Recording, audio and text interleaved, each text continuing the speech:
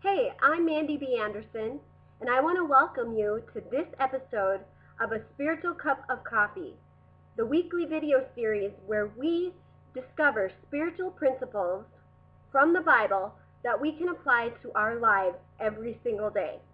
Our topic today is words we speak. So grab your Bible and a journal and grab your cup of coffee, I have mine, and let's take a few moments and dive in. The first verse we're going to look at is from Proverbs 18:21, and it says this: "The tongue has the power of life and death, and those who love it will eat its fruit." Other versions say life and death is in the power of the tongue, and you will eat the fruit of it. Kind of a lot to absorb, isn't it? Life and death is in the power of our tongue. I know the first time that I learned this, I was a little confused as to what that meant. And I've spent the last 2 years really applying it to my life. And I was a very positive person, but I spoke a lot of death over my life. And I had a lot of thoughts that were speaking death over my life as well. Those thoughts were things like this: I'm not good enough. I can't do that because I was born with cystic fibrosis and I might get sick. Oh, I'm just so tired all the time. I never seem to have enough energy. I'm scared. Oh my gosh, that was scary. I'm so worried.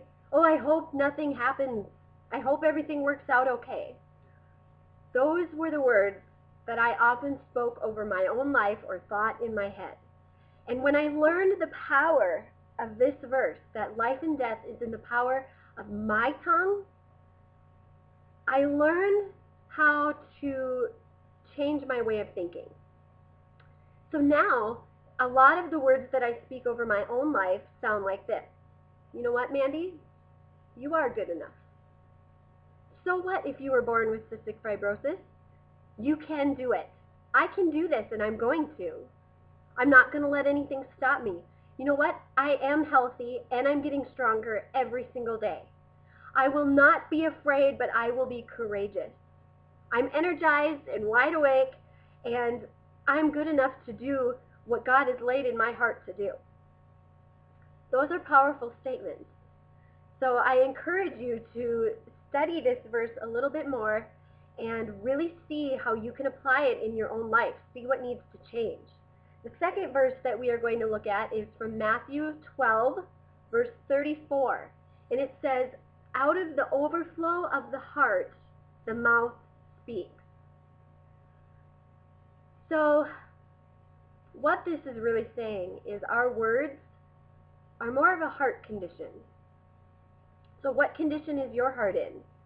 Are you in the place where I was a couple years ago, where the condition of my heart was full of doubt and worry and fear and gossip and disbelief, lack of faith? Or are you in the place where you are teaching yourself to speak life, where you are feeding your faith, feeding your beliefs, feeding what is good? Your words reflect the condition of your heart. And we read a little bit further down in Matthew 12, verse 36 and 37, that men will have to give an account on the day of judgment for every idle word they have spoken. For by your words you will be acquitted, and by your words you will be condemned. Whew. We are totally held accountable for the words that we speak over our own life and over the lives of others. That includes their circumstances. That includes our circumstances. You know, when I was a kid, growing up with cystic fibrosis, I heard a lot of words of death that were spoken over me. Not that people meant to speak those words, but they were still words of death nonetheless.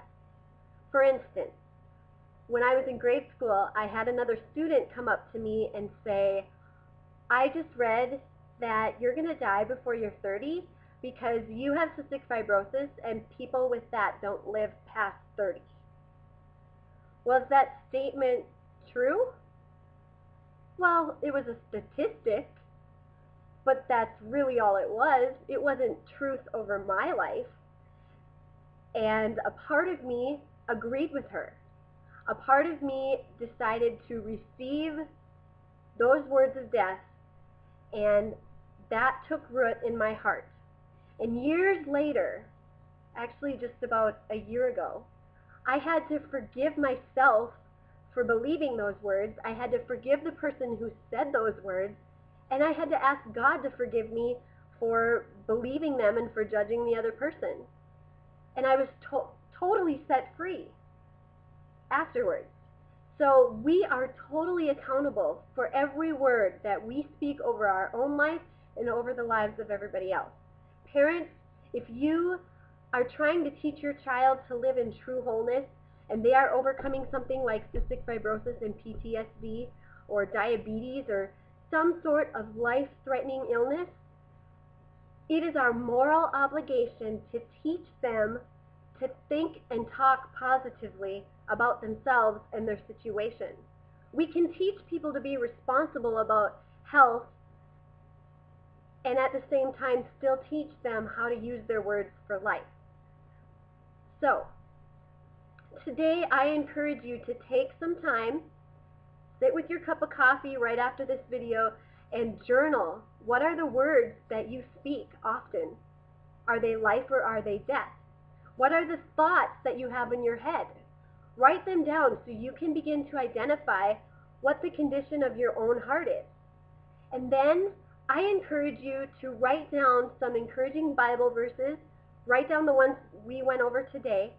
Write down encouraging messages on marker boards throughout your home so that you see them every single day. I have tons of marker boards all over the place with Bible verses that I speak every single day, and Proverbs 18:21 is one of them. Last, I would love to hear from you, so leave a comment at the bottom of this page. Tell me how this impacted you today. And also, if you would click the like button, the little thumbs up button, that will tell me how you identified with this. I'm praying for you, and I know that together we really can condition our tongues to speak life instead of death. So I wish you a wonderful day, and until next week, may you be blessed, be healthy, and be inspired.